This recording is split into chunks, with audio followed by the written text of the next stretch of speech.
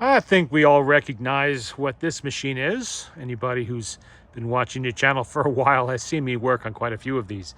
This is a Victrola VI. And there it is.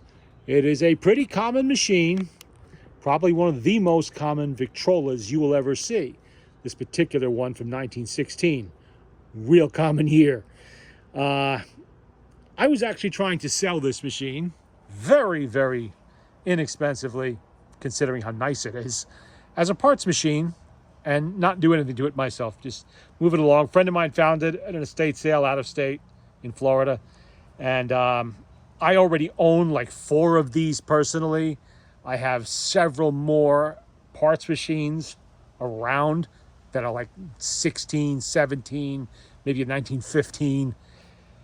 They made, oh gosh, 900,000 of these, just a ridiculously huge number. It is a very good machine. It was very popular in its day. It is the second smallest Victrola tabletop model, the smallest being the 4. This is the 6. It has a 2-spring motor in it, a small one. Just without a lid, obviously. It came with an exhibition reproducer originally. This one, for some unknown reason, had one of these. This is like a generic 1940s, maybe early 50s replacement. Obviously, pot metal. You can see some deterioration. Is that paint deterioration or pot metal deterioration? I see it bubbling, so I'm going to say that's pot metal deterioration. Aluminum diaphragms in there. No isolator gasket. And no, it never had one, because this is designed to fit very tightly on the tone arm. So that's kind of a step backward from your exhibition or your number 2.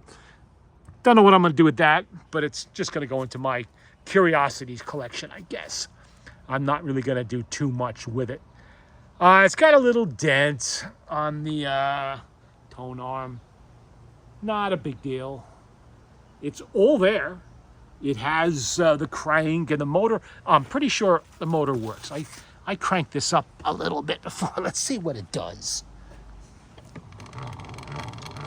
Cranks easily enough. There's no lubricant in there. I'm sure this has been sitting for 1,000 years somewhere. But it actually still works. So that means right there, that tells you there's nothing major wrong with the motor.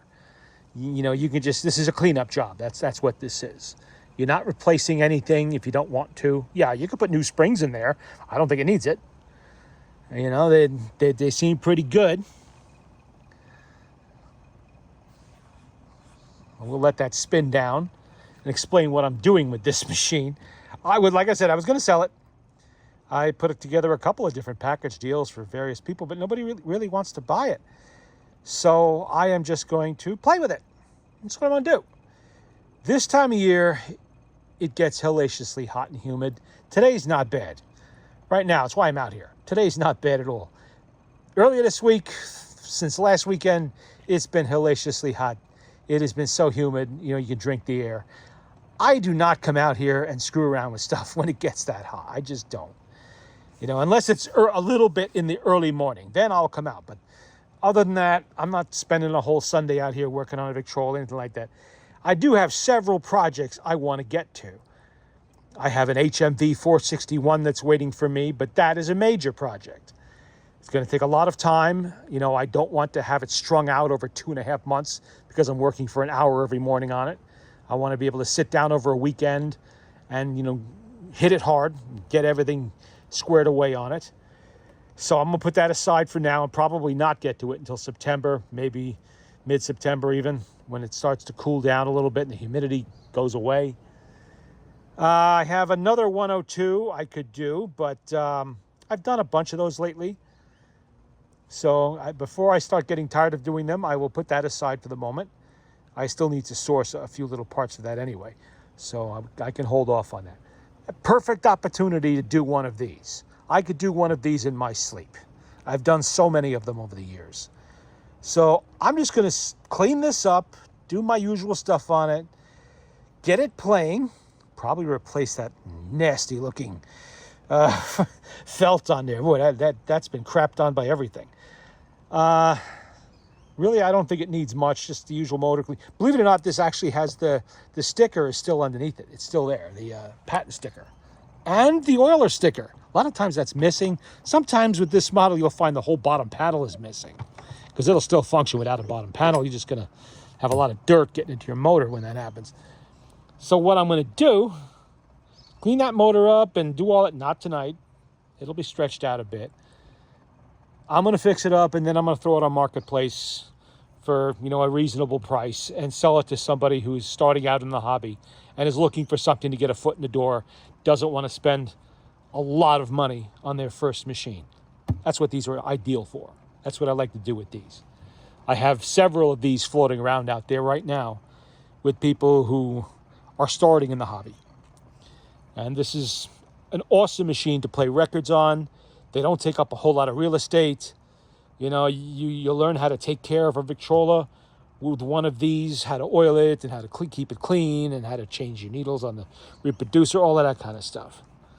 In fact, the reproducer I'm going to put on this would sell for more on, say, eBay than I was asking for the entire machine. So, unfortunately, it's not going to be dirt cheap when I sell it, but it is going to be reasonably cost machine. And the wood is in really nice shape. Look at the nice corners on there. Nothing's really loose. It is missing a knob, but I've got one of those somewhere. Like I said, I have multiple parts machines for this model. Obviously, it's oak. Obviously, it's golden oak. It's a little bit darkened with age. That might lighten up when I hit it with cotton cleanser. It might not.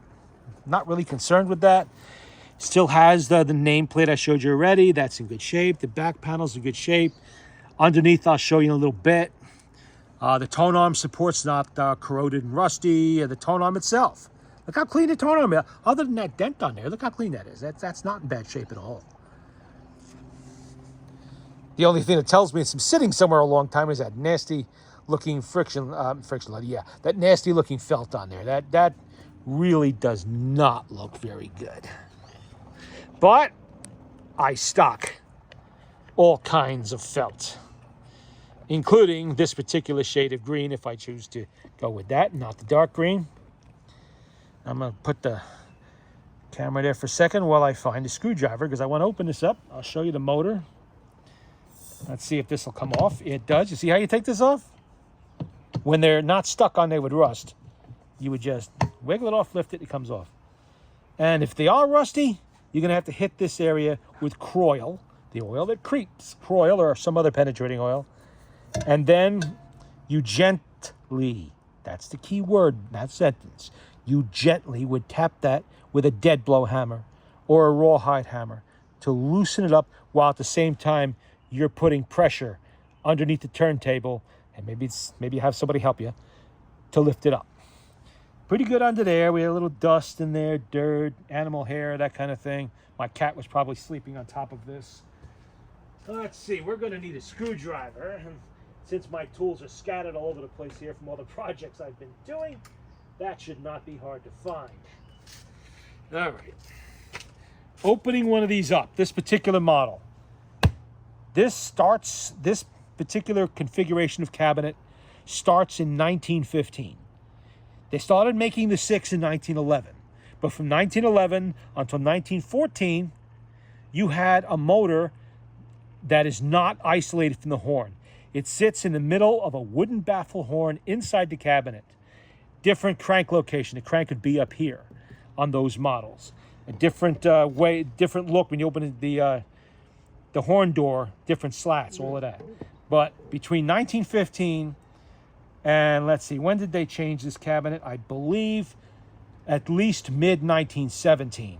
They used this style of cabinet, which only takes a couple of screws. I mean, you take the crank out, obviously. Then you take the screws out. There's only a couple of them. And I can tip this motor board up on hinges, and I can show you the motor really easily. This is also, by the way, how you would be oiling and greasing your motor periodically on this model. The older models, the whole motor board lifts off, or did it? I can't remember. Well, some of them will have 6 screws, some of them will have 4. And then, of course, starting in 1918, only the center part of it lifts off. It's a different motor board. The center will lift up. And by the way, that's also when they started making some of these out of mahogany. But early on, these were only available in oak because they were designed to be one step above an entry-level machine in Victor. And don't get the idea, just because it's an entry-level machine, that Victor made a piece of junk.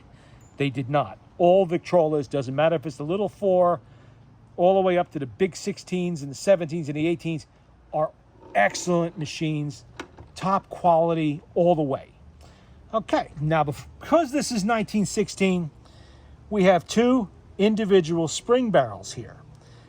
And they're kind of a little small. You notice the motor looks a little smaller than you might be used to if you were thinking you were going to see a 2-spring motor like from a Victrola 9, for instance. In these years, the 6 had a physically smaller motor than the same style of two-spring motor used in the larger machines. Used in the Victrola 9, the Victrola 10, the 11, the 8, also used a 2-spring motor, and various other ones. Let's take a closer look at this all around. You can see it's obviously not been disturbed for a very long time. There's a lot of grime built on it. This is common. Back in the day, they used black graphite grease, and it tends to migrate all over the place. Cleaning these motors is kind of a dirty job because you're going to have a lot of crud getting on you and around you and splattering places as you clean it, everything else. But that's not going to happen again after this because you're going to put modern grease back on there. And while that can get around and mess things up too, it doesn't make nasty black stains all over the place like you've been working on an antique car or something like that. But that's the motor. It shares a design with the single spring motor. In fact, if you ignore that extra spring barrel and just look at this part of it right here, what you're looking at is the same motor you're going to find in the Victor 4. The Victrola 4. Victor 4 is something else. Victrola 4. So just ignore that extra spring barrel and just move those gears over to here. And now you have a 1916 Victrola the 4th single spring motor. Even got the little weights on the governor right there. Let's see how sloppy is that governor. Not horrible. Not horrible at all. All the gears look good. I don't see anything alarming in there. Yeah, somebody missed an opportunity with this one, I think, because this is really a nice machine to play around with. I've seen much more. I fixed much worse than this. I have, machines, cabinets that required endless amounts of clamping and gluing and everything else. That is not the case here. In fact, this is almost as nice as my own personal 1916 Victrola the 6th that I bought, 30 years ago now. I've had it a long time. I bought it from an interior designer who was using it as a decoration piece. Really beautiful machine. Now, one of these days I'll have to bring it out and do I don't think it's ever been on the channel, but others of my 6s have been. And you see we have a nice little lid stay here. It stays up on its own. It's a nice machine to work on. They really are. So what I'll do with this now is I will tinker with this while it's nasty and hot. When I don't want to spend hours at a time out here, I'm only going to be here for, say, an hour in the morning or something like that, an occasional evening when it's not too hot. That's what I save stuff like this for. And when I'm done with it, it will be up for sale someplace. Probably Marketplace or something like that. That's where I sell most of these. And I hate selling Victrolas. I really do. I'll tell you right now, I don't like parting with these machines. But the fact of it is, I have a lot of them. And if I kept all of them, I would have no room at all. I wouldn't be able to get anything new.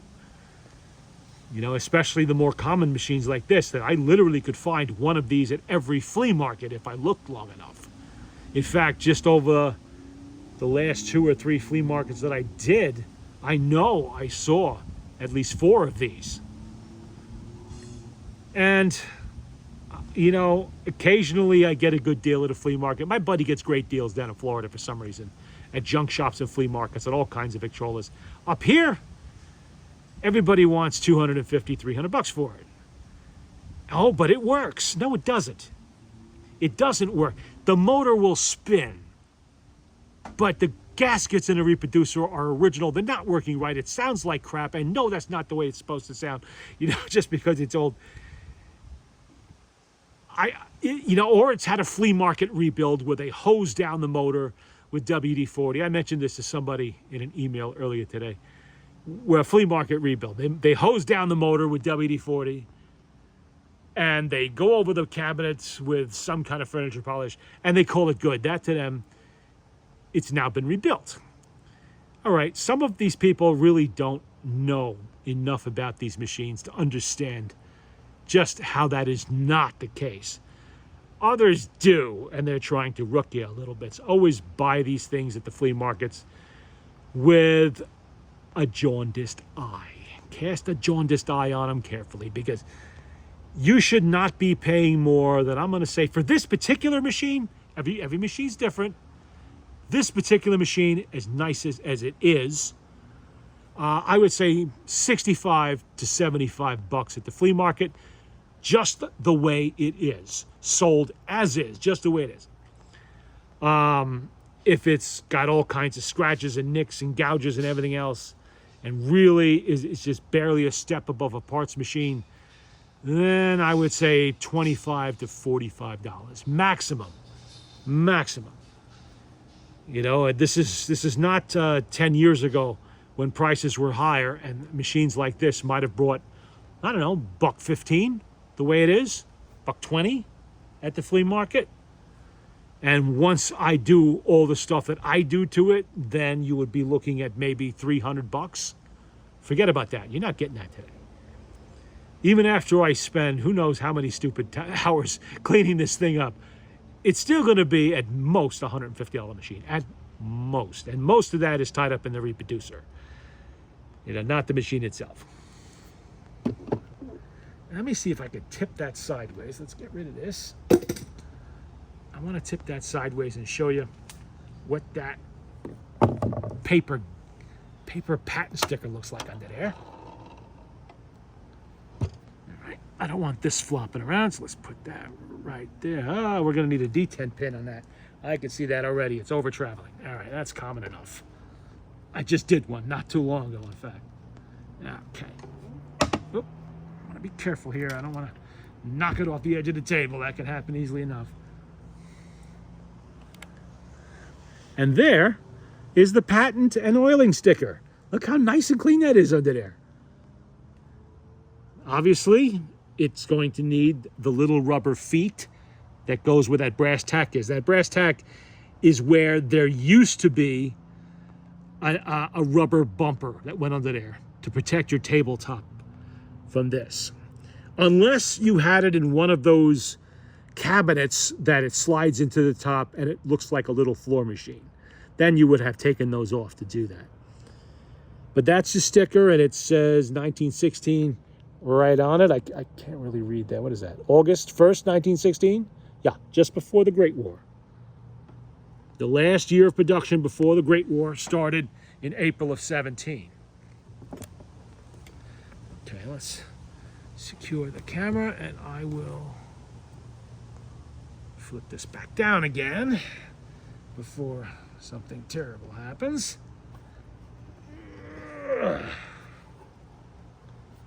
And I know a lot of more senior collectors and more advanced collectors will look at something like this and go, why would you bother? Why would you bother? Why don't you work on a Victor 2 or a Victor 5? Or, yeah, those are thousands of dollars, thank you. Give me yours, I'll work on it for you. But I'm not spending that kind of money. I already have my horn machines. I'm not spending all kinds of money just to play around with it. But something like this doesn't cost a lot of money to play with it. Keeps my hand in. I get to play with a Victrola, which is something I like to do. So it's my leisure time activity. You know, it's not a big money machine at all. So I will play with something like this. And new collectors will play with something like this. So you're out there watching the video right now, and you're thinking about buying your first Victrola, go to the local flea markets, wherever they may be, and see if you can find something like this at reason. And now you know what reasonable cost would be, at least in 2025. What reasonable cost would be for something like this in this condition. Keep in mind, condition is everything, okay? This is pretty nice wood, really nice wood.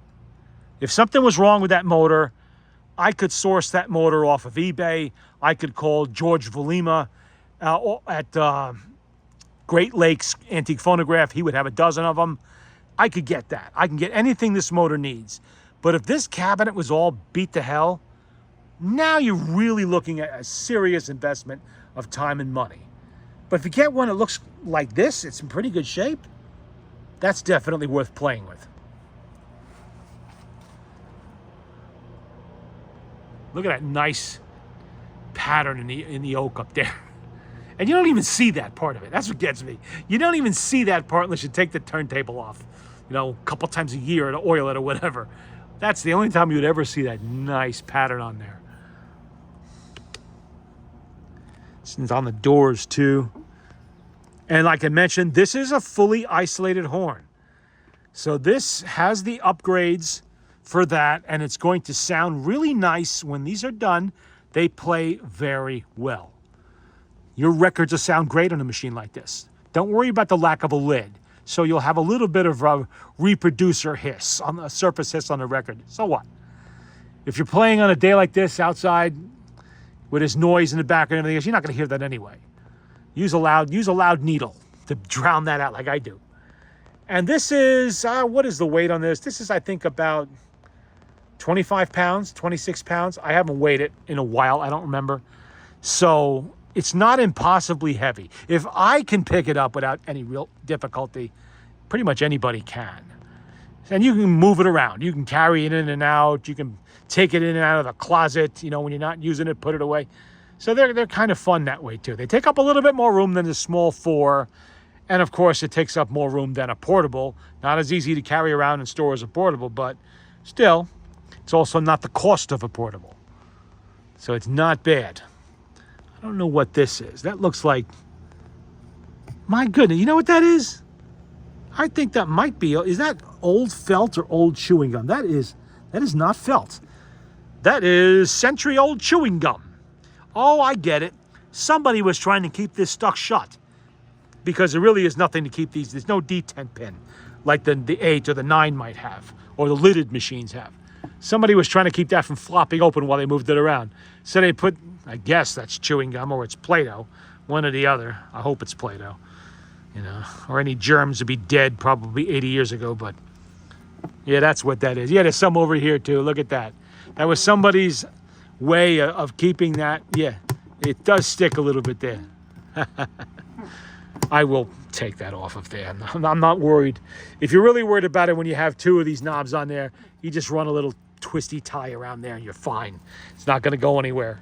And if it does go anywhere, so what? You don't drop it on the doors. Alrighty. That is it for the moment on this. Maybe I'll go into a little detail on the motor once I have all that apart and everything else, and I take it apart for cleaning, which is not happening tonight because the day's getting long. I'm getting tired. So, and I have some cleaning up to do in my little workshop here because it's kind of a mess inside from all the projects I've done recently.